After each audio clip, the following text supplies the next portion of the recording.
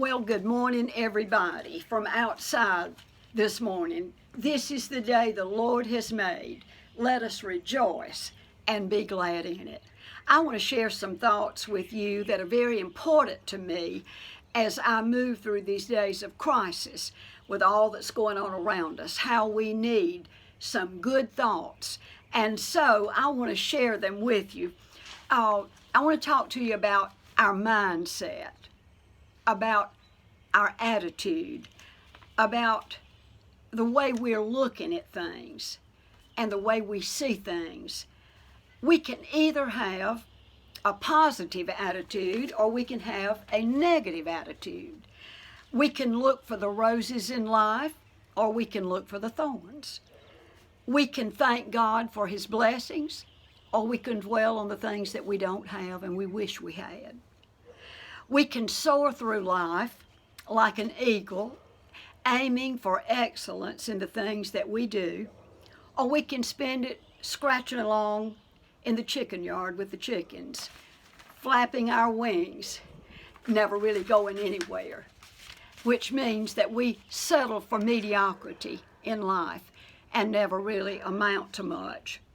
So our attitude is a choice, and it affects our actions and our conversations every day. One of my favorite Bible teachers is Chuck Swindoll, and he says this about attitude. The longer I live, he says, the more I realize the impact of attitude on life. Attitude to me is more important than facts. It's more important than the past, than education, than money, than circumstances, than failure, than successes, than what other people think or say. It is more important than appearance, than giftedness or skill. It will make or break a company, a church, a home, or a person. The remarkable thing is that we have a choice every day regarding the attitude we're going to have that day. We cannot change our past.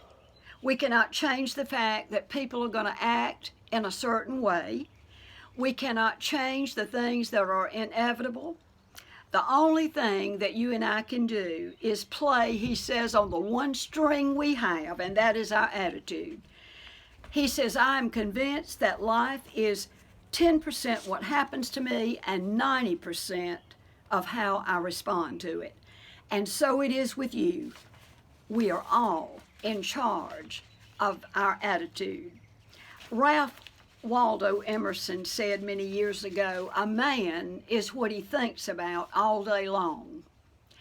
One of my favorite preachers used to say that what's down in the well comes up in the bucket. The writer of Proverbs said, as he thinketh in his heart, so is he. How clear it is that what we think on does come forth in our actions and what we say. So because our thoughts do come out in our actions or behavior and what we say, how important our thought life is.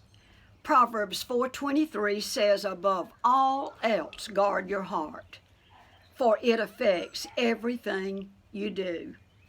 So, especially in these days, I think how important it is that you and I are filling up our minds with good things.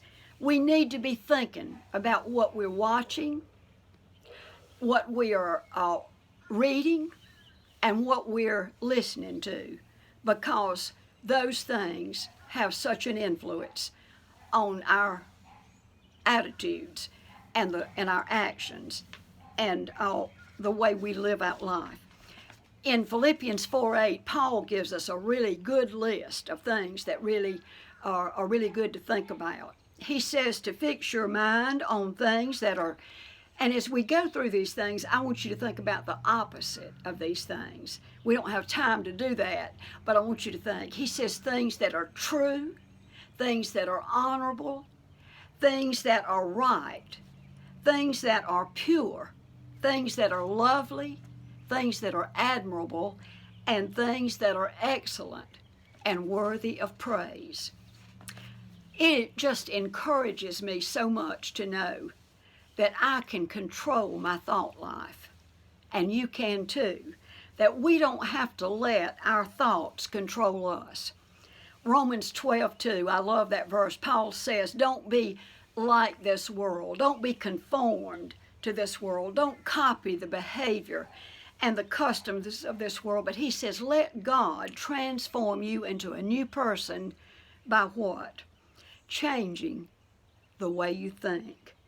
And then he says, you will learn to know God's will for you, which is good and pleasing and perfect. So you and I can let God replace our old thought pattern and replace it with a new one. And as we begin to watch and read and listen to and fill up on the right things, we will find that our attitude and actions and conversations will reflect those things that we've allowed into our minds. So what's down in the well does come up in the bucket. And today, my prayer for me and for you is that we will fill up our buckets with the right things. God bless you. I love you. Have a wonderful day. Live above the circumstances. Jesus said we can know that abundant life. He says the thief will come and he'll steal and kill and destroy, but he says I've come that you might have abundant life, that life that is satisfying and rewarding. And that's what I pray for all of us today, life at its best. God bless you. I hope to see you tomorrow.